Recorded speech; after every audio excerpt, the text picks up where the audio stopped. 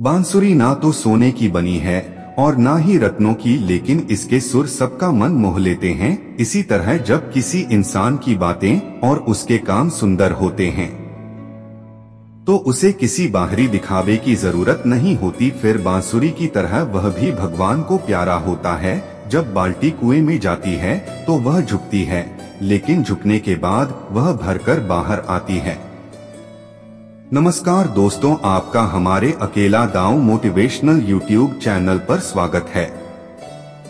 अगर यह वीडियो आपको थोड़ी भी अच्छी लगती है तो आप इस वीडियो को लाइक करके चैनल को सब्सक्राइब करें और अपने दोस्तों को शेयर जरूर करें।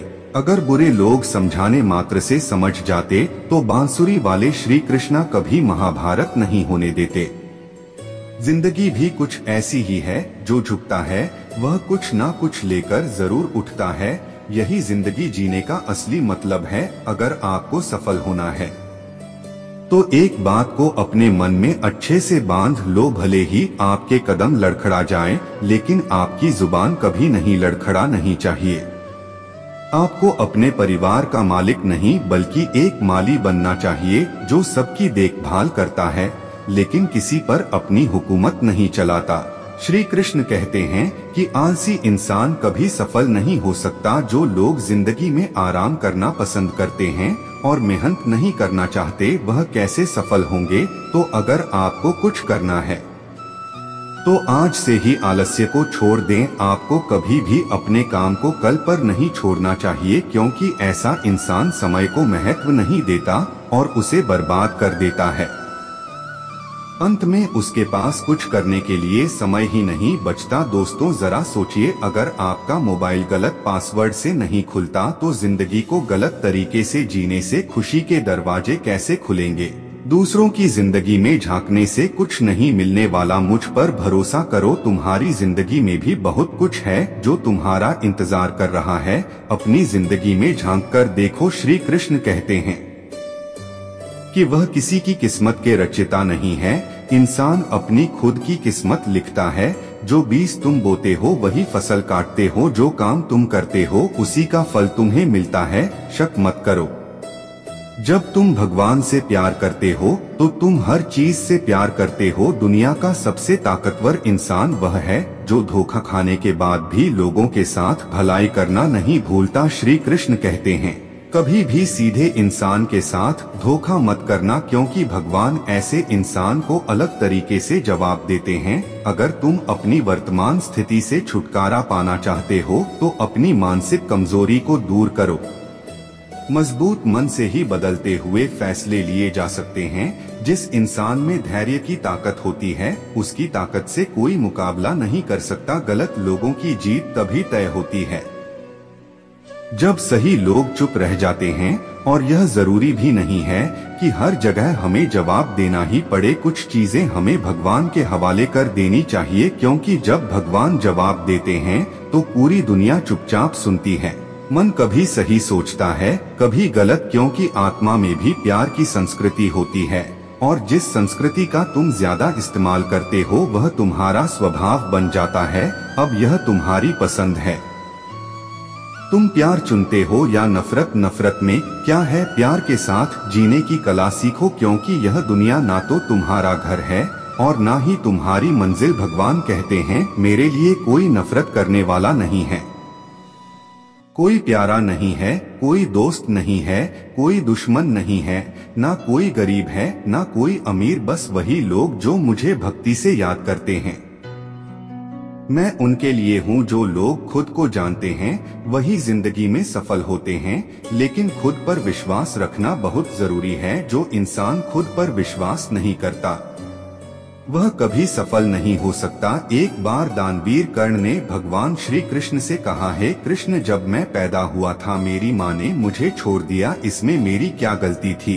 द्रोणाचार्य ने मुझे शिक्षा देने से मना कर दिया क्योंकि उन्होंने मुझे क्षत्रिय नहीं समझा, इसमें भी मेरी क्या गलती थी। और द्रौपदी के स्वयंवर में मुझे अपमानित किया गया क्योंकि मैं राज परिवार का हिस्सा नहीं था। इस सब में मेरी क्या कमी थी? इसके जवाब में श्री कृष्ण ने कहा है कर्ण, ध्यान से सुनो। जब मैं पैदा हुआ था मैं जेल में था और जैसे ही मैं पैदा हुआ मौत मेरा इंतजार कर रही थी। दोस्तों, यह इतना मायने नहीं रखता कि जिंदगी में तुम्हें कितनी बार बेइज्जती झेलनी पड़ी है, बल्कि यह जरूरी है कि तुम उस बेइज्जती पर कैसे प्रतिक्रिया दे रहे हो। तुम्हारे पास जो ज्ञान है उसका तुम इस्तेमाल कर रहे हो या नहीं। हर चुनौती को पार करने के बाद आगे बढ़ने का तरीका सबसे अहम है। मुश्किलों और दुखों में धैर्य रखो, क्योंकि सोने की परख आग में होती है।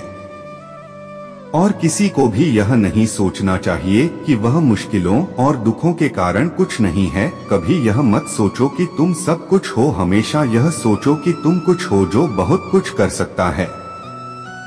जिंदगी में कभी शिकायत मत करो, सोचो कि जो कुछ भी तुम्हें मिला है वह सबसे अच्छा है और जो नहीं मिला वह उससे भी बेहतर है।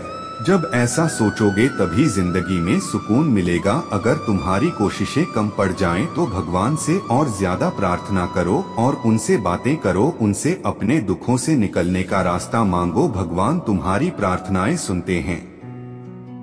भले ही तुम्हारे पास बोलने के लिए शब्द ना हो, जो लोग कोशिश करना नहीं जानते वह हर समस्या को मुश्किल समझते हैं। असली इंसानियत दिल में होती है, ना कि ओहदे में। भगवान कर्मों को देखते हैं, इच्छाओं को नहीं। अगर मेहनत तुम्हारा हथियार है तो सफलता तुम्हारी गुलाम बन जाएगी। जो इंसान यह सोचता है कि मेरा काम मेरा है, वह कभी हारता नहीं, चाहे वह कितना भी बूढ़ा हो, भले ही वह छोटा हो। असली महानता तो उसी में है जिसके दिल में सबके लिए प्रेम, स्नेह और सम्मान की भावना हो। इच्छाओं का भी अपना एक स्वभाव होता है। भगवान हर कण में रहते हैं। भगवान हर छोटे जीव के दिल में भी रहते हैं। अगर उस जीव को दर्द होता है तो भगवान भी दर्द महसूस करते हैं। तो तुम किसी जीव को दर्द देकर अपने भगवान को खुश कैसे कर सकते हो? अपनी जिंदगी को उस जंगल के पौधे की तरह बनाओ जो हर हाल में खुशी से झूलता है। जब तक तुम पर दर्द हावी ना हो तब तक तुम यह नहीं समझ पाओगे कि तुमने किसी को कितना नुकसान पहुंचाया है। इसे ही कर्म कहते हैं। जब कोई तुम्हारा साथ नहीं देता तब भगवान किसी को तुम्हारा साथ देने के लिए भेजते हैं। जीवन मिलना किस्मत की बात है और मौत समय की, लेकिन लोगों के दिलों में मरने के बाद भी जिंदा रहना, यह आपके कर्मों और इरादों की बात है। जो जाने वाला है उसे जाने दो। वह आज अगर रुक भी जाए तो कल चला ही जाएगा। दिखावे वाले लोगों के साथ गहरे रिश्ते बनाने से बचो, क्योंकि जब वे नाराज होते हैं तो सीधे तुम्हारी इज्जत पर हमला करते हैं। बेवकूफ और नकारात्मक लोगों के बीच रहने से अच्छा है अकेले रहो। सब कुछ किताबों से नहीं सीखते, कुछ कड़वे लोगों से भी बहुत कुछ सीखने को मिलता है। सिर्फ वही लोग गलतियां करते हैं जो करते हैं, वरना कई लोगों की जिंदगी दूसरों में बुराई ढूंढते ढूंढते खत्म हो जाती है। तुम चाहे जितनी समझदारी से बातें करो, लेकिन सुनने वाला अपने बारे में सोचेगा। वह अपनी सोच के हिसाब से ही मतलब निकालेगा। यकीन मानो, जो भी गलती तुमने की होगी वह उसे भी याद रखेगा। बस उसका मतलब समझने का दिन आने दो। यह याद रखो, जो तुम्हें मुश्किलों से निकालता है वह उस इंसान से ज्यादा महत्वपूर्ण है जो तुम्हें मुश्किल में डालता है। परेशानियों में धीरज, सफलता में दया और संकट में सहनशीलता एक बड़े इंसान की पहचान होती है। हमें यह तय करना होगा कि हमें क्या करना है और कैसे करना है। इसके लिए सबसे पहले यह जानना बहुत जरूरी है कि हम कहाँ हैं और हमें कहाँ जाना है। अगर तुम में हिम्मत है तो यही तुम्हारी मौजूदगी की अहमियत है। खुशियाँ कहीं भी बांटी जा सकती हैं, लेकिन दर्द को व्यक्त करने के लिए एक खास इंसान की जरूरत होती है। बांसुरी ना तो सोने की बनी है और ना ही रत्नों की, लेकिन इसके सुर सबका मन मोह लेते हैं। इसी तरह जब किसी इंसान की बातें और उसके काम सुंदर होते हैं तो उसे किसी बाहरी दिखावे की जरूरत नहीं होती। फिर बांसुरी की तरह वह भी भगवान को प्यारा होता है। अगर तुम्हारी समस्या जहाज की तरह बड़ी है तो यह मत भूलना कि भगवान की कृपा समुद्र की तरह विशाल है। हम सोचते हैं कि खुश रहने के लिए बहुत कुछ इकट्ठा करना पड़ता है, लेकिन असल में खुश रहने के लिए बहुत कुछ खोना पड़ता है। यही अनुभव कहता है। इंसान या कोई भी जीव अपने भाग्य का निर्माता खुद होता है और उसका भाग्य उसी के कर्मों के अनुसार बनता है। सबसे भाग्यशाली वह होते हैं जिनके पास खाना के साथ भूख होती है, बिस्तर के साथ नींद, दौलत के साथ धर्म और पहचान के साथ मजबूत इच्छा शक्ति वह हथियार है जिससे आपकी सोच और क्षमता में अद्भुत बदलाव आ सकता है। सकारात्मक सोच सफलता की ओर ले जाती है और नकारात्मक सोच असफलता की ओर। हम ऐसा इसलिए कहते हैं क्योंकि हम वही बन जाते हैं जो हम सोचते हैं और हमारे विचारों के जरिए हमें नकारात्मक और सकारात्मक परिणाम मिलते हैं। इसलिए हमेशा अपनी सोच सकारात्मक रखें। इंसान ही एकमात्र प्राणी है जो काम करता है, इसलिए काम करना हर इंसान की जिम्मेदारी है। धर्म भी है, जो इंसान काम करता है उसे कर्मवीर कहा जाता है। इसलिए बेकार बैठने से अच्छा है कि हम काम करते रहे, खुद को खाली मत होने दो, क्योंकि लोग खाली चीजों को ही कूड़ेदान में फेंकते हैं। जरा सोचो, जब जन्म और मृत्यु दोनों भगवान की इच्छा से होते हैं तो इन दोनों के बीच की व्यवस्थाएं हमारी इच्छा के अनुसार कैसे हो सकती हैं? जब हम जिंदगी में कुछ बुरा कर रहे होते हैं और सोचते हैं कि हम किसी और के लिए कर रहे हैं तो यह हमारी गलतफहमी है। असल में हम अपने लिए ही कुछ बुरा कर रहे हैं, क्योंकि हमारे किए गए कामों के अंतिम परिणाम हमें ही भुगतने पड़ते हैं। जो हम बोते हैं वही हमें काटना पड़ता है। श्री कृष्ण कहते हैं कि अगर तुम्हें याद नहीं है कि चाबी के गुच्छे में कौन सी चाबी ताले को खोल सकती है और तुम ताला खोलने की कोशिश करते रहते हो लेकिन वह खुलता नहीं, तो ज्यादातर लोग ऐसी स्थिति में अपनी उम्मीद खो देते हैं। इसलिए जीवन में जब भी ऐसा कुछ हो, अगर तुम हिम्मत हारने लगो तो इस कहानी को याद करना। एक राजा की आसपास के सभी राज्यों के साथ बहुत अच्छी दोस्ती थी। सब लोग वहां लगातार आते जाते रहते थे, इसलिए सभी राज्यों के पास उनके लिए हर दिन कुछ ना कुछ आता था। कभी वह गहने भेजते, कभी खाने की चीजें, कभी कपड़े। वह हमेशा कुछ ना कुछ भेजते रहते थे। एक दिन एक विदेशी मेहमान उसके दरबार में आया और जाते समय राजा की मेहमानबाजी से खुश होकर उसने एक उपहार दिया, एक खास पत्थर। राजा को वह पत्थर बहुत पसंद आया। राजा ने अपने मंत्री को आदेश दिया कि उस पत्थर से भगवान की मूर्ति बनवाई जाए। राजा चाहता था कि वह पत्थर की बनी मूर्ति उसके राजसी मंदिर में स्थापित की जाए। राजा की अनुमति मिलने के बाद मंत्री ने राज्य के सबसे अच्छे मूर्तिकार को बुलाया। वह राजा के पास गया, उसे वह पत्थर दिया और कहा कि इससे भगवान की एक सुंदर मूर्ति बनाओ। इसके बदले में तुम्हें जो चाहिए वह सब मिलेगा और तुम्हें 100 सोने के सिक्के भी दिए जाएंगे। यह सुनकर मूर्तिकार बहुत खुश हो गया। उसे सारी चीजें और औजार दे दिए जाते हैं। फिर वह पत्थर पर काम करने लगता है और उसे मारने लगता है ताकि एक अच्छी मूर्ति बना सके। कई बार मारने के बाद भी पत्थर नहीं टूटता है। उसने लगभग 50 बार पत्थर को मारा लेकिन वह नहीं टूटा। आखिरकार एक बार फिर मारा, फिर भी पत्थर नहीं टूटा। वह कहता है, अब यह काम मुझसे नहीं होने वाला। अरे, जब इस पत्थर ने इतनी चोट खाई है और फिर भी नहीं टूटा तो अब यह कैसे टूटेगा? वह पत्थर मंत्री को वापस देता है और कहता है, माफ कर दो, इसकी मूर्ति नहीं बनाई जा सकती। लेकिन किसी न किसी तरह तो मूर्ति राजा के आदेश पर बनवानी ही थी। मंत्री उस पत्थर को एक साधारण शिल्पकार के पास ले जाते हैं और मूर्ति बनाने को कहते हैं। जैसे ही वह शिल्पकार पहली बार पत्थर पर हथौड़ा मारता है, पत्थर टूट जाता है। पत्थर टूटता है और उसकी मूर्ति बन जाती है। उसने मूर्ति बनाई और उसे मंत्री को दे दिया। बदले में मंत्री ने उसे 100 सोने की मोहर दी। अब जब वह मंत्री राजा के पास से जा रहा था तो वह सिर्फ एक ही बात सोच रहा था कि अगर पिछले शिल्पकार ने एक आखिरी कोशिश और की होती तो यह सोने की मोहर उसकी हो जाती। यह कहानी हमें सिखाती है कि कभी कभी हम बहुत मेहनत करते हैं लेकिन फिर भी काम अधूरा छोड़ देते हैं, यह सोचकर कि अगर अब तक नहीं हुआ तो आगे भी नहीं होगा। शायद यह मेरे लिए नहीं है, यह मेरी किस्मत में नहीं है।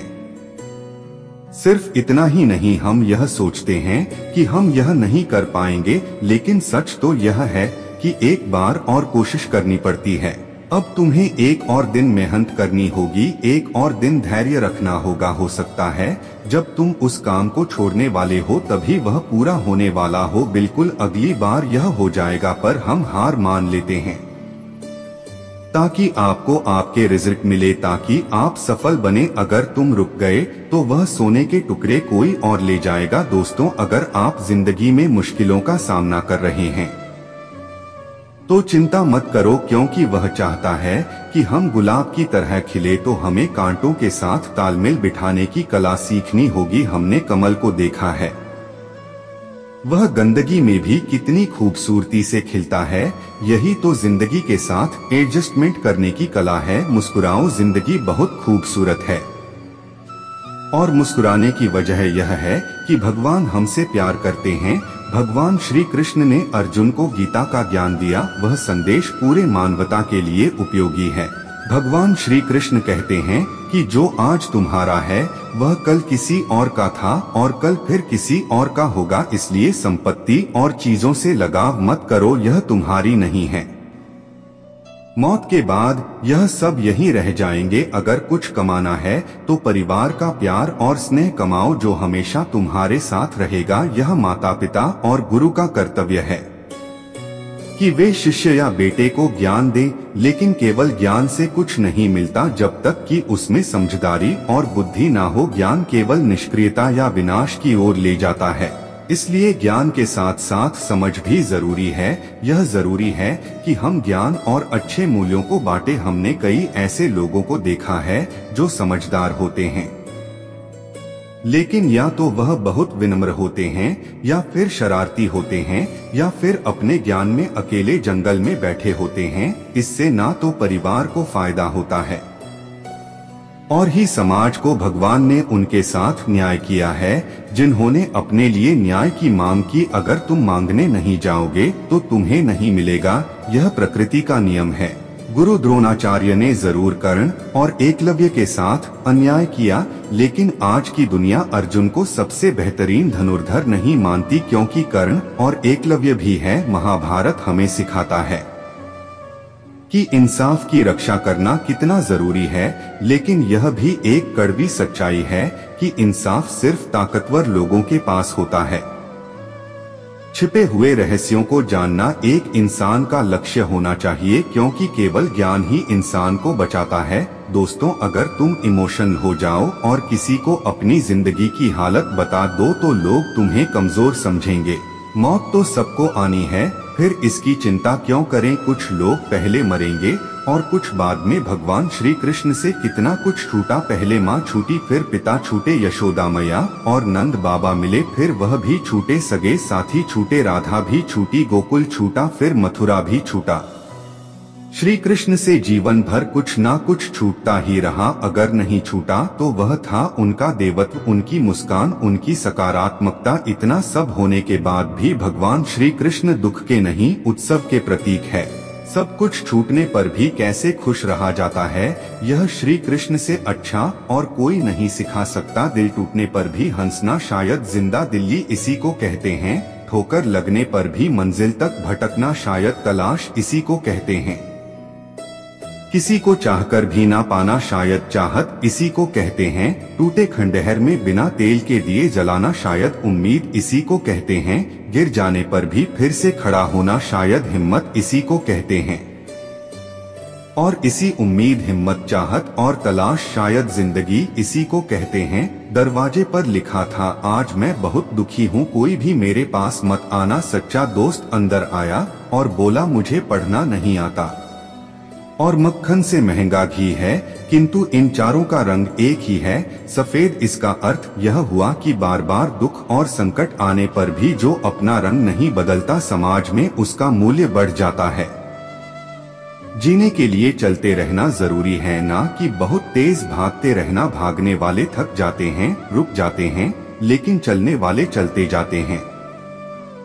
चाहे जाना कितना भी दूर क्यों ना हो, किसी की सहायता करते समय यह मत सोचिए कि वह भविष्य में आपके काम आएगा। बस सहायता करके भूल जाइए, क्योंकि आशा का भाव ही भविष्य में आपके दुख का कारण बनता है। आप जो भी कर रहे हैं उसे परमात्मा देख रहा है, दूसरे जो कर रहे हैं उसे भी परमात्मा देख रहा है। ना किसी को जताए ना किसी को बताइए, बस इतना विश्वास रखिए कि जब ईश्वर ने उसकी सहायता के लिए आपको भेजा है तो निश्चित ही जब आपको आवश्यकता होगी तो वह किसी ना किसी को जरूर भेज देगा। काबू में रखिए, प्रार्थना के समय अपने दिल को काबू में रखिए, खाना खाते समय अपने पेट को काबू में रखिए, किसी के घर जाएं तो अपनी आंखों को काबू में रखिए, महफिल में जाएं तो अपनी जुबान को काबू में रखिए, पराया धन देखकर अपने लालच को भूल जाएं, अपनी नेकियों को भूल जाएं, दूसरों की गलतियों को भूल जाएं, अति के कड़वे संस्मरण को छोड़ दें, दूसरों को नीचा दिखाना छोड़ दें, दूसरों के धन की चाह रखना छोड़ दें, दूसरों की चुगली करना छोड़ दें, दूसरों की सफलताओं से दुखी होना, और फिर देखें जीवन कितना आनंदमय हो जाता है।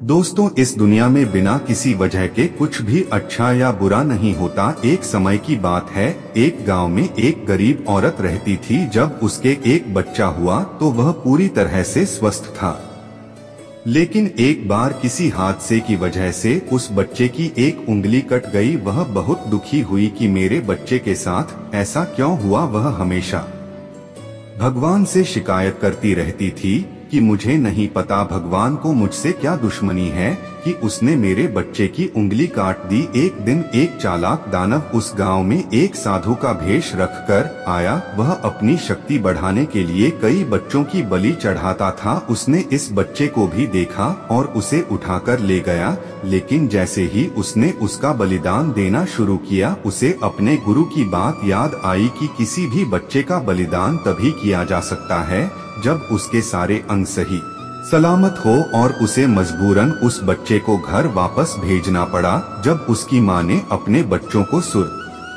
और स्वस्थ देखा तो उसे यह समझ में आया कि इस दुनिया में जो भी होता है वह चाहे अच्छा हो या बुरा बिना किसी कारण के नहीं होता। तो दोस्तों, इससे हमें यह सीख मिलती है कि किसी भी हालात में आप बिना कुछ काम किए और उसके नतीजे पाए बिना नहीं रह सकते। यह संभव नहीं है कि इंसानी शरीर एक सेकंड के लिए भी बिना किसी काम के चल सके। यह संभव नहीं है कि इस ब्रह्मांड का एक भी कण बिना कोई काम किए एक सेकंड भी जी सके। काम करना हमारी जिंदगी का एक अहम हिस्सा है। जब हम सोते हैं तो हमारा दिमाग कहीं और होता है, हम सपने देखते हैं, हम सांस लेते हैं, हमारे शरीर के हर हिस्से में लाखों सूक्ष्म कण अपने अपने काम में लगे होते हैं। हम कभी भी काम करने से नहीं बच सकते, और भगवान श्री कृष्ण कहते हैं कि हमें किसी काम में बंधना नहीं चाहिए। जो भी हम करें उसे इस विश्वास के साथ करें कि यह मैं नहीं कर रहा बल्कि ऊपर वाला ही कर रहा है।